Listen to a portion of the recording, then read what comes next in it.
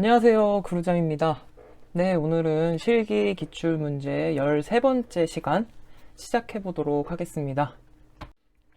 네, 지난 시간에 공부했던 상담 과정, 기법, 원칙 등에 관한 문제들 간단하게 복습하고 수업 진행하도록 하겠습니다.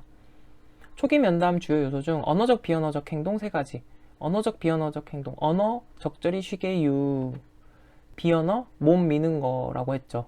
그래서 언어적 행동으로는 적절히, 적절한 호칭을 사용하기. 쉬운 용어, 이해하기 쉬운 용어를 사용해야죠. 개는 개방형 질문 사용하는 게 좋다. 유머 사용하기. 유머는 긴장을 낮추게 해주죠. 비언어적 행동으로는 몸 미는 거, 몸을 내담자를 향해서 가까이 가는 거죠. 관심을 나타내는 이제 행동입니다. 미소 짓고 눈 맞추고 고개 끄덕인다. 내담자 침묵의 발생 원인 3가지. 침묵은 뭐라 그랬죠? 생각을 저해한다고 했습니다. 네, 그래서 내담자가 좀 생각 정리가 덜 됐을 경우, 이전 대화를 마치고 나서 잠시 생각할 시간이 필요할 때 침묵이 발생하고 저항하는 경우죠. 상담자에 대해서 저항하는 경우, 뭔가 적대적인 감정을 갖고 있을 수도 있습니다.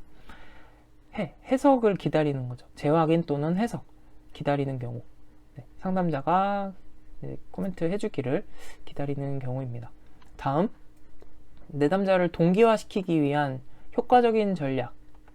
저항하면 대은이 내 편. 네, 저항하면 대은이 내 편. 대는 대결하는 거죠. 네, 직접 대결하는 거. 그리고 은유 사용하기. 네, 내담자와 친숙해지기. 변형된 오류 사용하기. 네, 이 중에 3가지 작성하시면 되겠습니다. 다음, 내담자와의 대화를 가로막을 수 있는 상담자 반응. 네, 상담자 그러면 안 되죠. 대화 가로막을 수 있는 반응 하면 안 되니까 상담자 조질까? 네, 그래서 상담자 경험 조질까? 경험은 이제 상담자가 자기 경험을 얘기하는 거죠. 그리고 조는 조언인데 너무 이른 조언. 질문을 하는데 지나친 질문. 가르치는 거. 네, 가르치려고 하면 안 됩니다. 다음, 내담자가 자신의 이해를 증진시키는 탐색적 질문. 탐색적 질문은 뭐라 그랬죠? 유의해야 할 사항. 개감정을 명료화하는 것. 네, 그래서 가급적 개방형 질문으로 해야 탐색을 유도할 수 있죠. 감정을 이끌어내는 게 목적입니다. 네, 그것을 유의해야 된다. 정보 획득이 아니다. 명료화. 내담자가 자신과 자신의 문제를 명료화할 수 있도록 하는 질문을 해야 한다. 다음, 사이버 상담이 필요한 이유 6가지. 사이버 접경 지역의 익명의 저자는 편안합니다. 네, 그래서 사이버 상담, 접근성이 더 좋죠. 시공간의 제약을 덜 받는다. 경제성, 비용 측면에서 경제적이다. 익명성이죠.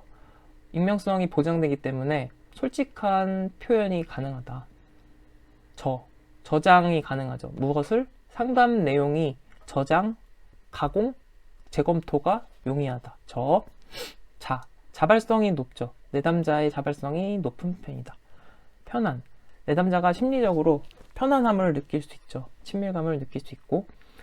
네. 그래서 사이버 상담 필요한 이유는 사이버 상담의 이제 장점이라고 생각하시면 되겠습니다. 다음, 직업 상담의 과정 5단계는 관진목계평이라고 했습니다. 관진목계평. 그래서 관계 형성 및 구조화. 2번째, 진단 및 측정 단계. 목은 목표 설정 단계. 개입하는 단계. 마지막, 평가. 이렇게 5단계였습니다. 내담자와의 초기 면담 주행 시 상담자가 유의해야 할 사항 4가지. 네, 초기 면담은 비밀사기랬죠. 비밀사기 필수용. 그래서 초기 면담 목표는 초기 목표 명확히 하는 것. 비밀은 비밀 유지에 대해서 얘기해 줘야 되고. 사례 자료. 내담자에 관련된 모든 사례 자료를 면담 전에 검토를 해야 된다라는 거죠. 그리고 기대, 내담자의 기대를 결정해야 한다. 그래서 초기 면담은 이제 구조화 작업을 떠올리시면서 구조화해야 될 일들이 이제 많이 포함이 되잖아요. 그래서 그 내용을 적어주시면 됩니다. 그래서 혹시 이거를 잊어버렸더라도 초기에는 구조화 작업을 해야 되니까 비밀 유지도 이제 구조화 관련된 거고 초기 목표 설정도 구조화 작업에서 이루어지는 것이죠. 네. 그리고 내담자 기대를 현실적으로 결정하는 것도 구조화 작업에서 하는 작업이고요. 네. 이런 식으로 기억을 하시면 되겠습니다. 아, 필수용 안 했네요. 필수. 상담 시에 필수 질문을 이제 확인해야 되고, 수용. 내담자가 얼마나 잘 수용하는지, 네. 상담자의 기대를 얼마나 잘 수용하는지를 이제 확인하는 것. 이렇게 되겠습니다. 다음, 이제 오늘 내용들 이제 시작해 보겠습니다. 네, 오늘도 상담 과정 및 기법, 원칙 등에 대한 문제 이어가도록 하겠습니다. 내담자와의 상담 목표 설정 시 유의사항 4가지. 바로 답안 작성으로 들어갑니다. 네, 구원실기죠. 구원실기. 동방신기 아니고 구원실기. 상담 목표 설정할 때는 구원실기. 구체적이어야 되고, 상담 목표 구체적이어야죠. 그리고 내담자가 원하고 바라는 것이어야 합니다. 또한 상담 목표는 실현 가능한 목표를 세워야 합니다. 그리고 상담자의 기술과 양립 가능해야겠죠. 네, 상담자가 할 수 없는 기법 이런 것들과 관련된 상담자의 기술이 없는데 이제 그런 목표들과 연결시키면 목표를 달성하기가 어렵겠죠. 그래서 상담 목표는 구원실기, 동방신기 아니고 구원실기. 네, 빠르게 넘어가겠습니다. 진로 상담 과정에서 관계 수립을 위한 상담 기술 5가지를 쓰시오. 네, 반영, 수용, 명료화, 공감, 적극적 경청. 이렇게 5가지 쓰라고 했으니까 5가지를 적으시면 됩니다. 네, 그래서 이렇게 적으시면 되고, 관계 수립을 위한 기술, 반수명, 공경. 네, 반수명, 공경해야 된다. 네, 수명이 이제 반이지만 공경을 해야 된다. 반수명, 공경. 반영, 수용, 명료화, 공감, 적극적 경청. 네, 이렇게 5가지. 그런데 이 5가지에 대해서는 이제 내용에 대해서 또 좀 정리를 해두시면 좋을 것 같습니다. 네, 그래서 언제든 쓰시오, 설명하시오 또 나올 수 있기 때문에 간단히 살펴보면 반영이라는 것은 거울이잖아요. 거울 비춰주는 거죠. 내담자의 말과 행동에서 표현된 감정이나 생각, 그러니까 내담자의 그런 감정 생각들을 상담자가 거울에 비추어 주듯이 이제 보여주는 거예요. 그러면서 내담자는 자신이 이해받고 있다고 느낄 수가 있습니다. 그것이 이제 반영이죠. 그리고 수용. 내담자의 감정, 경험, 잠재력에 대해서 긍정적인 존중과 관심을 전달하는 것. 네, 존중, 관심 전달하는 것, 수용입니다. 명료화. 불분명한 거를 명확하게 해주는 게 명료하죠. 내담자의 말 속에 포함된 불분명한 내용을 상담자가 명확하게 부각시켜 말해주는 것을 말합니다. 내용에 대한 한정해서 하는 것이 명료화입니다. 다음, 공감. 내담자의 내면 세계를 자신의 내면 세계인 것처럼 경험하고 그 내면적 감정에 대해 반영한다는 것. 그게 공감입니다. 그래서 자신의 내면 세계인 것처럼 경험을 하지만 객관적인 위치를 벗어나지는 않습니다. 네. 그래서 그 감정에 이제 휩쓸리거나 해서는 안 되겠죠. 그래서 이러한 공감은 내담자가 스스로 이제 자기 탐색을 더 할 수 있도록 이제 촉진시켜주는 역할도 합니다. 다음, 적극적 경청. 내담자의 말뿐만 아니라 비언어적인 의미까지 주목하고 이해하는 것. 네. 그런 이제 그렇게 듣는 것을 이제 적극적 경청이라고 하죠. 그래서 언어적, 비언어적 의미 모두 주목하고 이해하는 것을 말합니다. 네, 넘어가겠습니다. 직업 상담사가 갖추어야 할 자질 3가지를 쓰시오. 네, 바로 정답 작성으로 들어가겠습니다. 네. 이 직업 상담사가 갖춰야 할 자질은 굉장히 많아요. 네. 내용 교재를 보면 이론서 교재를 보면 내용이 엄청나게 많이 언급이 되어 있는데 이 중에서 이제 가장 가장 일반적이고 또 기억하기 쉬운 걸로 이제 골랐습니다. 그래서 자신에 대한 이해 중요하죠. 상담사가. 네. 그리고 직업 정보를 분석할 수 있는 능력이 요구됩니다. 그리고 상담 업무에 결함이 없는 성격, 내담자에 대한 수용 존경심이 있어야 합니다. 네, 그래서 존경은 좀 잘 기억을 해두세요. 그래서 뭐 존중이라고 해도 크게 무리는 없겠지만 어쨌든 이제 교재에 이론서에 나와 있는 내용으로는 이제 존경이라고 언급이 되어 있기 때문에 존경이라고 작성을 하시는 게 더 낫지 않을까 싶습니다. 네, 뭐 그렇다고 틀렸다고 하진 않을 것 같지만 네, 그래도 제가 높아심에 네, 말씀드립니다. 네, 제가 높아라는 얘기는 아니고요. 네, 그래서 네, 아무튼 그래서 이 네 가지 기억하시면 되겠습니다. 그래서 세 가지 쓰라 그러면 세 가지 쓰고 네 개 쓰라고 나오면 네 가지 작성하시면 됩니다. 암기는 이제 상담사 2분은 성수동사라요. 네, 상담사 사는 곳, 상담사 2분 성수동사라요. 2분, 이해, 자신에 대한 이해, 분석 능력, 직업 정보 분석 능력, 성격이죠. 상담 업무에 결함이 없는 성격, 수용, 존경, 내담자에 대한 수용, 존경심. 이렇게 기억을 하시면 되겠습니다. 사회학습 이론으로 이제 넘어가 볼게요. 사회학습 이론, 크롬볼츠 사회학습 이론이지요. 네. 크롬볼츠가 제시한 진로 선택에 영향을 주는 요인 3가지 쓰고 설명하시오.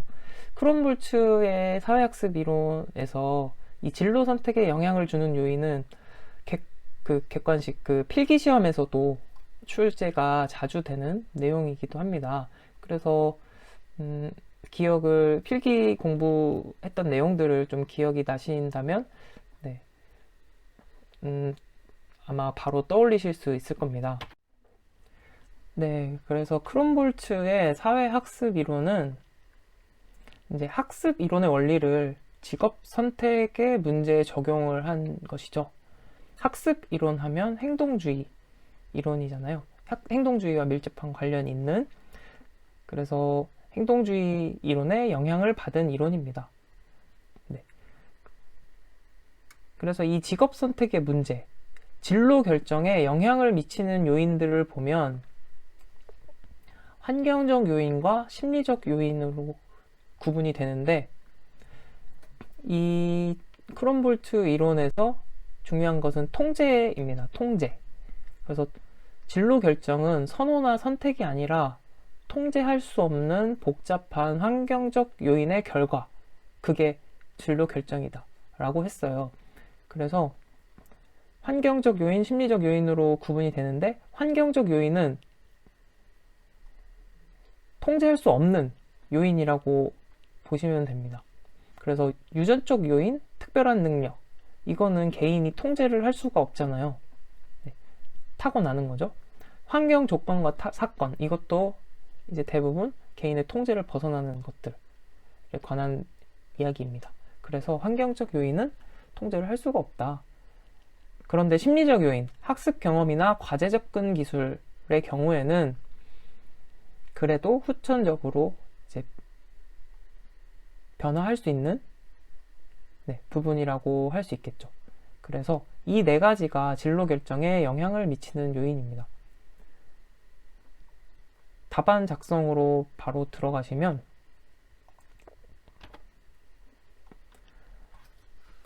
첫 번째, 유전적 요인과 특별한 능력. 네, 그래서 지능, 인종, 성별 등 타고난 특질을 말한다 라고 했습니다. 네, 이것도 이제 진로 결정에 영향을 준다. 그리고 환경 조건과 사건, 환경에서의 특정한 사건을 의미한다. 대체로 개인의 통제를 벗어나는 것들이 해당이 됩니다. 네. 그러니까 대부분이 그렇다는 거죠.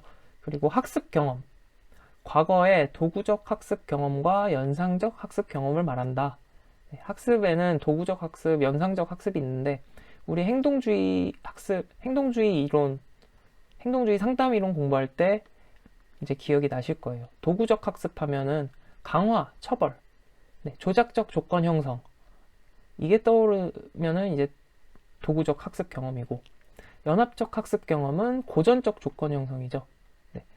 그래서 연합, 연상, 파블로프의 개 떠올리시면 되죠. 파블로프의 개, 먹이를 보면 침을 흘리는 거, 자동으로 본능적으로 침이 나오죠. 그래서 무조건적으로 침이 흐르잖아요. 그래서 침 흘리는 건 무조건적 반응. 먹이를 보여주는 거. 먹이가 무조건적 자극이 되는 거죠. 무조건적 반응을 이끌어내니까. 그런데 먹이를 줄 때 종을 같이 흔들었어요. 그랬더니 이제 종소리를 들으면서 침을 흘리는 거죠. 그러다가 먹이를 없앴어요. 그래서 종소리만 들려줬더니 침을 흘리더라. 그러면 이번에는 종소리랑 침이랑 연결이 된 거잖아요. 아무 관련이 없었는데 이제 종소리랑 연결이 된 거죠. 연합이 된 거죠. 이런 거를 이제 연합적 학습이라고 합니다. 기억나시죠? 그래서 종소리가 이럴 때는 이제 조건 자극이 되는 것이죠. 그래서 뭐 이것까지 기억하실 필요는 없는데 이게 이제 연합적 학습이다. 고전적 조건 형성이다. 이걸 이해하시면 이제 연상적 학습 경험이라는 게 이제 어떤 의미인지 이해가 되실 겁니다. 그리고 도구적 학습 경험은 어떤 행동이 형성이 되는데 어떤 행동에 대해서 계속 강화가 되는 경우는 강화가 되면 이 행동이 계속 빈도가 늘어난다는 의미잖아요. 그럼 강화된 행동에 대해서는 뭔가 익숙해지는 거고 그렇지 않은 행동에 대해서는 행동이 줄어들거나 소거되죠. 그런 걸 말합니다. 그래서 도구적 학습 경험과 연상적 학습 경험을 말한다. 다음 과제 접근 기술. 환경을 이해, 대처하고 미래를 예견하는 능력이라고 했습니다. 문제 해결 기술, 또 이제 직업 정보 획득, 대안 형성, 목표 설정 이런 것들이 다 포함이 되죠. 그래서 직업 정보, 수집 능력, 분석 능력, 문제 해결 기술 등과 같이 개인이 환경을 이해하고 대처하는 능력을 말한다. 그래서 이러한 4가지 요인이 진로 결정에 영향을 준다고 했어요. 진로 결정은 통제할 수 없는 복잡한 환경적 요인의 결과다. 이렇게 정리를 하시면 되겠습니다. 이제 넘어갈게요. 직업 분류 체계로 넘어옵니다. 로의 직업 분류 체계. 로는 욕구 이론으로 많이 우리들에게 익숙하죠. 필기에서는 욕구 이론이 많이 출제가 되는데 실기 시험에서는 직업 분류 체계로 출제가 됐습니다. 간단히 살펴볼게요. 진로 선택 이론 중 로의 욕구 이론은 성격 이론과 직업 분류라는 2가지 영역을 통합한 데 의미가 있다. 로의 욕구 이론이 이제 성격을 설명한 이론인데 동시에 직업 분류에 대해서도 이야기를 해요. 그래서 이 2가지를 통합한 의미가 있다. 로의 욕구 이론에 영향을 미친 성격 이론과 직업 분류 체계를 쓰시오. 먼저 로의 직업 분류 체계 간단히 살펴볼게요. 8 곱하기 6 체계로 되어 있습니다. 8은 8개의 직업군, 6은 6개의 직업 수준. 그래서 이 직업군, 8개의 직업군은 장이라고 하는데 필드입니다. 이게 이렇게 원뿔 모양으로 설명을 하는데 이 원뿔의 이 밑면 부분이 이제 필드에 해당하는 부분입니다. 그래서 여기에 8개의 직업군이 있고 이 수직 차원으로 직업 수준 6가지를 설명합니다. 이런 구조로 되어 있고 8개의 직업군을 살펴보면 서비스직, 비즈니스, 단체직, 기술직, 5개 활동직, 과학직, 예능직, 일반 문화직 이렇게 구분이 됩니다. 그래서 이 내용들은 그냥 간단히만 살펴보면 서비스직은 이제 사회 서비스라고 생각하시면 됩니다. 사회 사업. 복지, 봉사 이런 거. 비즈니스는 타인 설득, 상품 부동산 판매 이런 것들 비즈니스지. 리아섹 홀랜드 기억나시나요? 홀랜드 6가지 유형. 뭐 뒤에서 우리 또 공부를 할 텐데 이제 리아섹 떠올리시면은 이제 연결이 유사한 유형이 있을 거예요. 비즈니스직 같은 경우는 이제 진취형과 비슷하겠죠. 엔터프라이징. 그리고 이 서비스직 같은 경우는 내용을 보면 이제 사회형이랑 좀 관련이 있어 보이죠. 네. 뭐 시험에 나오는 내용 아닌데 그냥 제가 연결해서 뭐 이제 말씀을 드린 거였고요. 단체직은 관리직 화이트 칼라, 기업의 효율적 기능 관련, 조직 이런 것과 관련된 회사원, 네, 관료 이런 느낌, 이런 직업들과 관련이 있습니다. 기술직은 생산, 유지, 운송, 공학기계, 정보통신, 무역 등에 해당이 되고 5개 활동직은 농축수산, 지하자원, 임업. 그래서 자연자원을 개발, 보존, 수확하는 것. 과학직은 기술직과는 조금 다르게 과학 이론 및 이론을 특정 환경에 적용하는 것과 관련이 됩니다. 예능직은 예술연예, 일반 문화직은 이제 문화유산 보존 전수, 인류활동과 관련 있는 직업을 말합니다. 그래서 이거는 이제 여러분들 이해를 돕기에 간단히 말씀드린 거고요. 이 이름만 이제 기억을 하시면 되겠습니다. 그래서 정답 작성을 가보면 그 로의 욕구 이론에 영향을 미친 이론은 이제 매슬로우의 욕구 위계 이론이죠.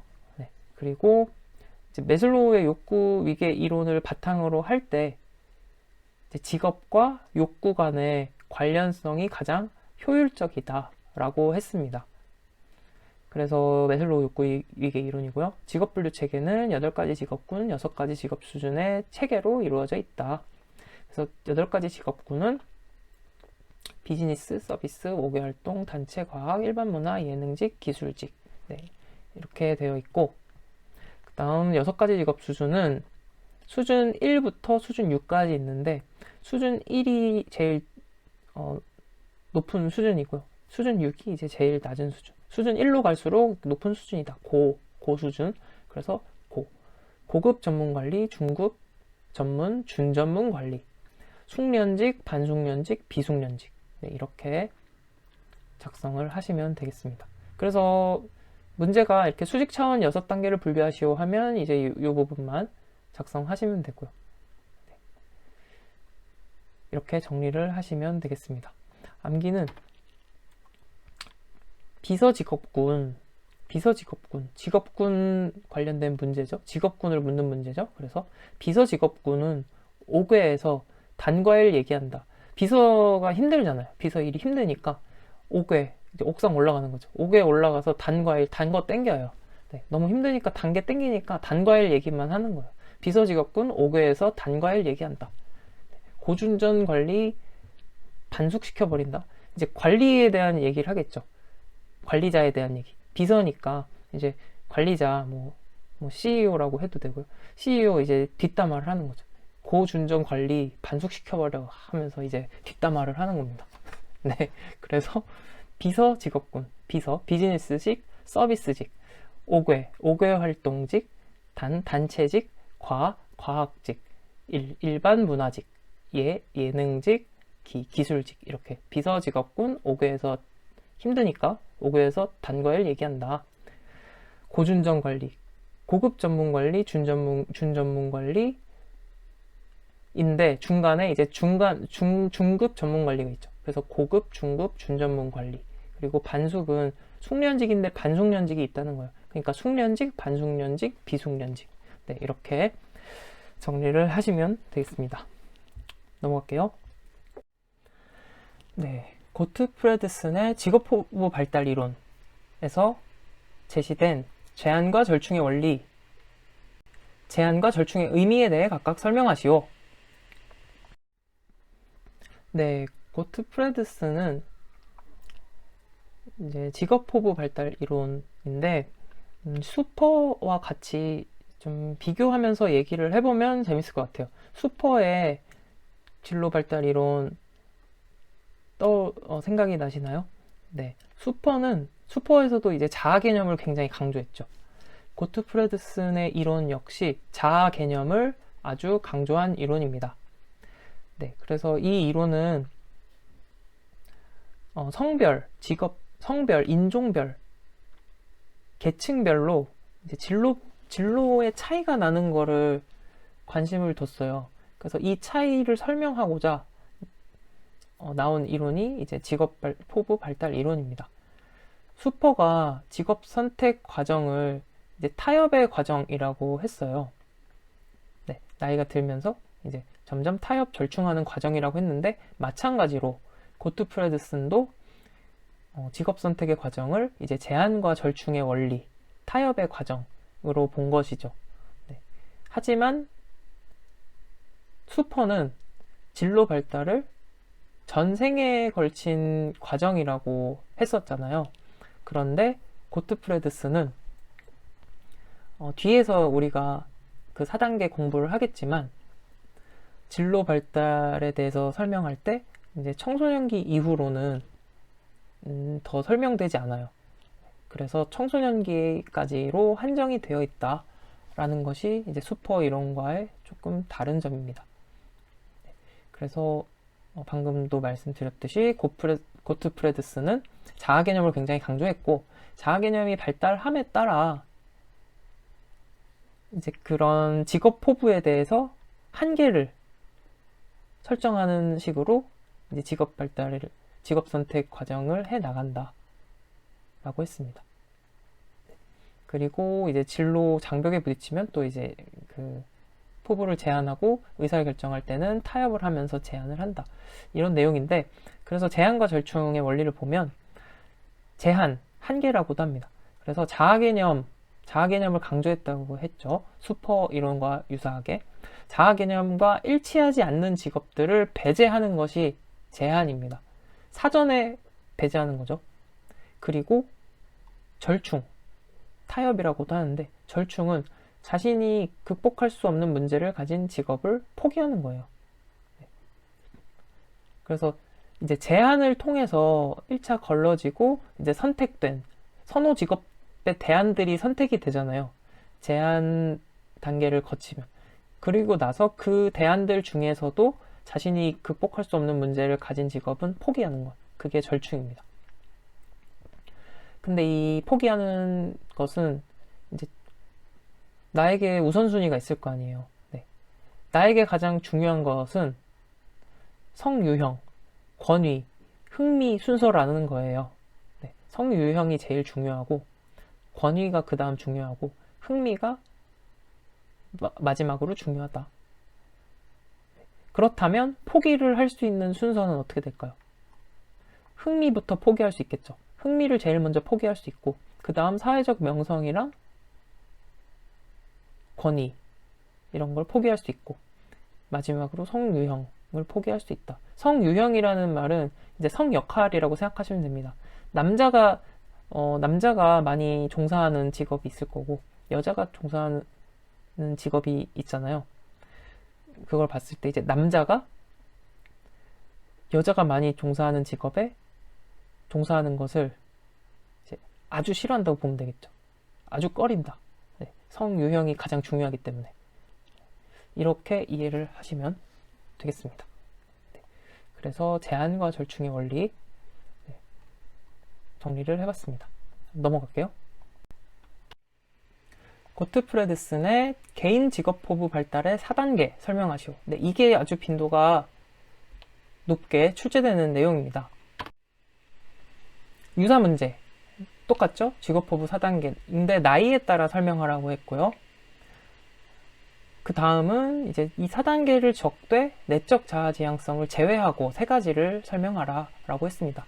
네, 그래서 같은 문제인데 간단히 살펴보면 고트프레드슨 직업 포부 발달 단계 4단계. 자, 1단계부터 살펴보겠습니다. 힘과 크기 지향성 단계입니다. 그래서 3에서 5세이고, 쭉 보면 성역할 지향성 단계가 있고, 그 다음 사회적 가치 지향성, 그 다음 내적 자아 지향성.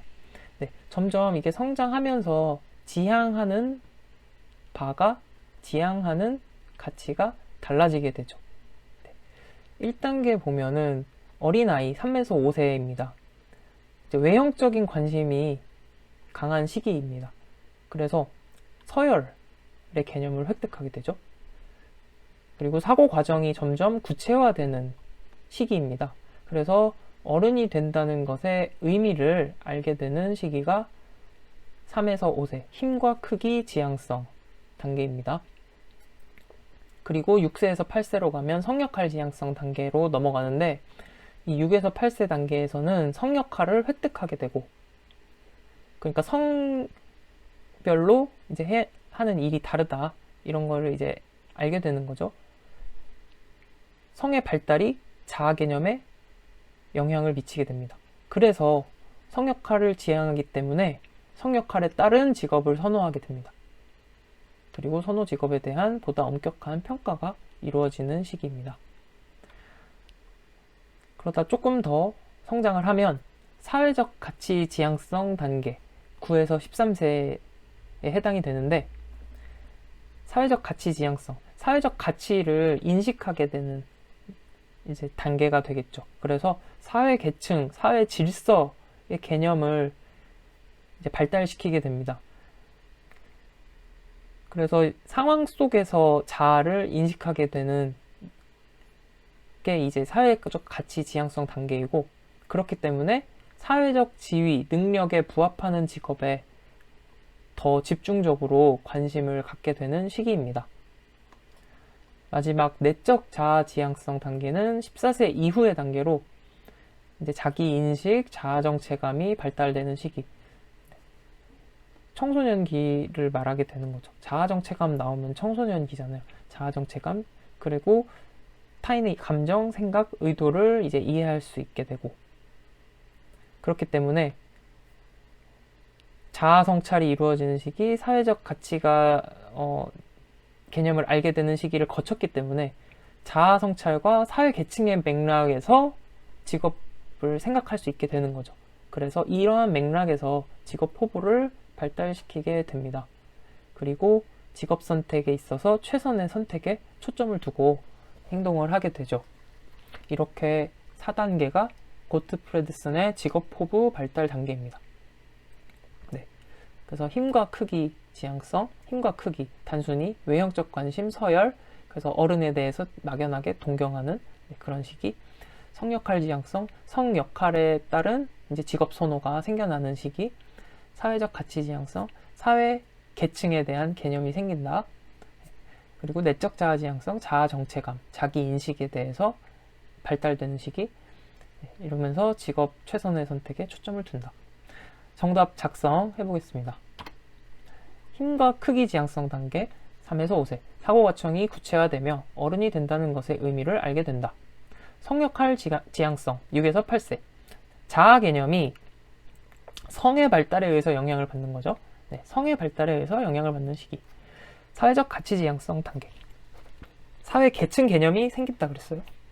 그래서 사회적 명성과 능력에 부합하는 직업에 집중적인 관심을 보인다.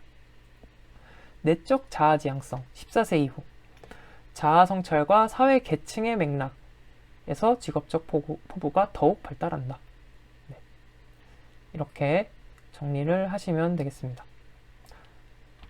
직업 포부는 힘성 사내, 힘센 사내가 직업 포부가 크다는 거죠. 힘센 사내가 직업 포부가 크다. 369, 14. 네. 369, 14. 직업 포부 힘센 사내. 369, 14. 직업 포부 힘성 사내. 369, 14. 힘과 크기 지향성, 성역할 지향성. 4. 사회적 가치 지향성. 네. 내적 자아 지향성. 3세에서 5세, 6에서 8세, 9에서 13세, 14세 이후. 이렇게 정리를 하시면 되겠습니다. 그럼 넘어가 볼게요.